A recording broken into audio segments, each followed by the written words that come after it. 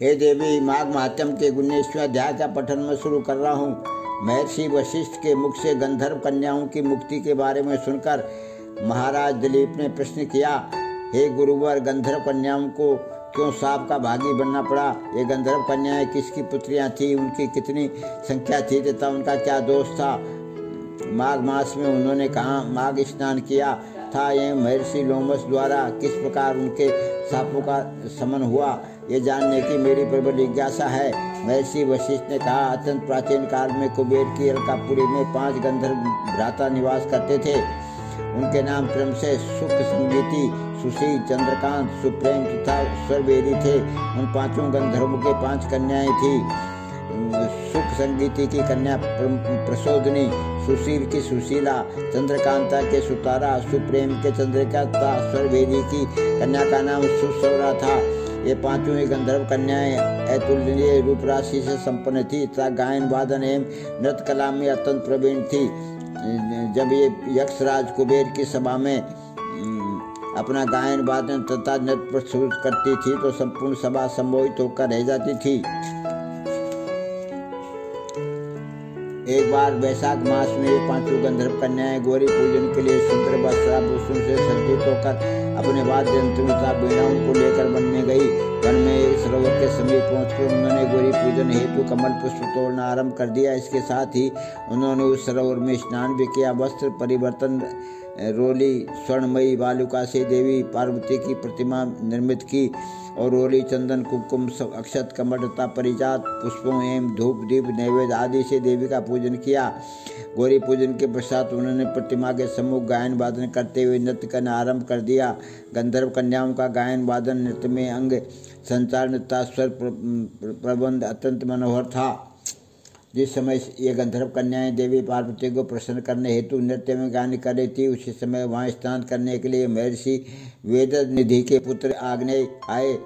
आग्नेय अत्यंत रूपवान थे। उनका सौंदर्य कामदेव को भी लज्जित करने वाला था।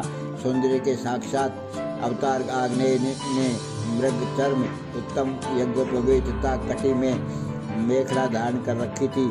जब गंधर्व कन्याओं ने सौंदर्य के साक्षात अवतार ऋषि कुमार को देखा तो वे 5 उनके रूप एवं प्रभामंडल से सम्मोहित होकर उन पर आसक्त हो गई तथा विचारने लगे कि यह अतुलनीय सौंदर्यवान युवक कौन है। उन्होंने नृत्य तथा गायन त्याग कर उन्हें टकटकी लग बांधकर निर्निमेष नेत्रों से देखना आरंभ कर दिया। सभी गंधर्व कन्याएं सम्मोहित और काम पीड़ित होकर विचार करने लगी कि कहीं ये रूपवान पुरुष कामदेव तो नहीं है।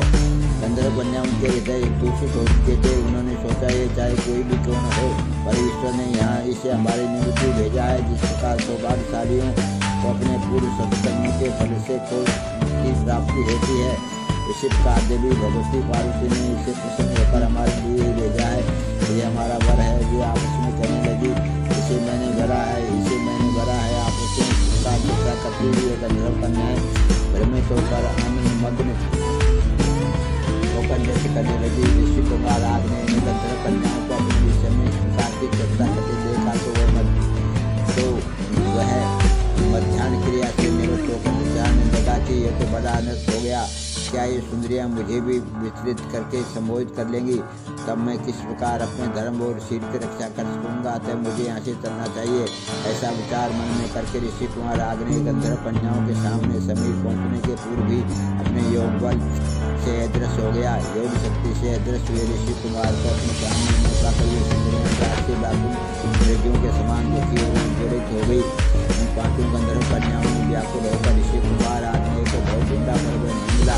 इस प्रकार ऋषि कुमार आग्नेय के योग से दुखी और व्याकुल होकर यह गंधर्व कुमारी आचेत हो गई। कुछ समय बाद मूर्छा से मुक्त होते हुए मन की तरह व्याकुल तथा विकसित होकर अपने घर पहुंची। यहाँ में सीधे सेनागार में पहुंचकर अपने मित्रों पर मूर्छित होकर गिर गई। न तो उन्होंने भोजन किया और न ही किसी से कोई बात। चलो माघ महात्म्य के 19वें अध्याय की जय। हे देवी, मैंने माघ महात्म्य के 19वें अध्याय का वचन तुम्हारे सामने किया है, इसको ग्रहण करो।